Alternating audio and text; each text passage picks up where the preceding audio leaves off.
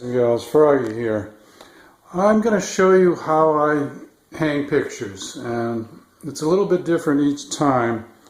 What I have here are two pictures that are in identical frames, so they're going over a bed, so they have to be centered on the wall, and then the bed will be centered under the pictures, of course. So the way I did it was I held the pictures up. I had an assistant holding the pictures up. So we got a pretty good idea of where we wanted both of the pictures. And then I took a special tool. You might be familiar with it, or you might not. It's just a ruler with a screw through it on the bottom. Now on the back of these, I'll show you, I changed the hanger. These hangers are okay for certain things, but I wanted a wire hanger. Whoops, sorry, I got out of frame there. I wanted a wire hanger. The wire hanger lets me adjust up and down a little bit by changing the length of the wire. So just in case I got them a little bit off, I would be able to adjust one or the other one of them. But I wanted to show you how this tool works. I'm holding that up with one hand. So make believe I've got the picture up on the wall. I put this tool like that, and I hold it up so that visually the person who's standing at the foot of the bed can look at the picture, say, yeah, that's the right place, and then I just press on the other side of the picture, and that screw makes a little hole in the wall, a little tiny hole in the wall. So that's where my hanger is going to go, where that little spot is. So that ended up to be right there. I did a little bit of adjusting here, but that's right where the underneath of that hanger is, right, that spot that the screw hole made. Now, how did I center them? I measured out from the wall.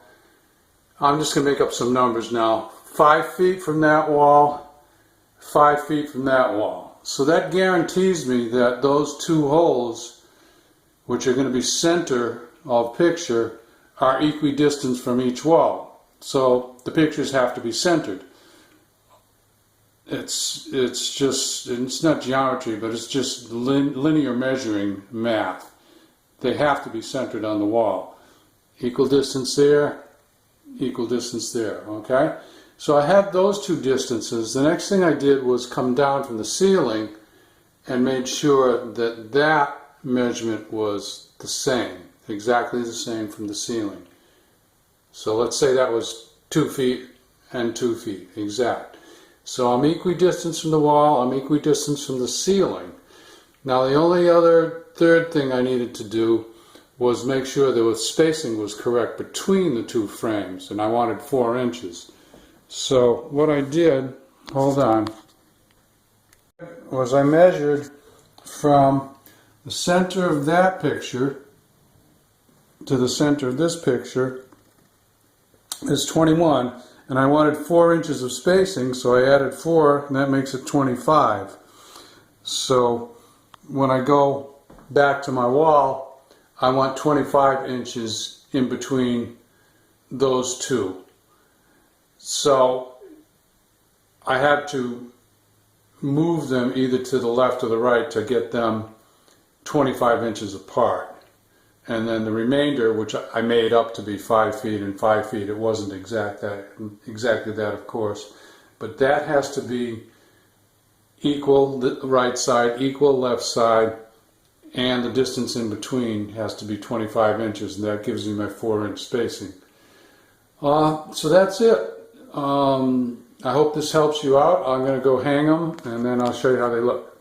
Okay, so that's how it came out. Now I did have to change the length of the wire on one side.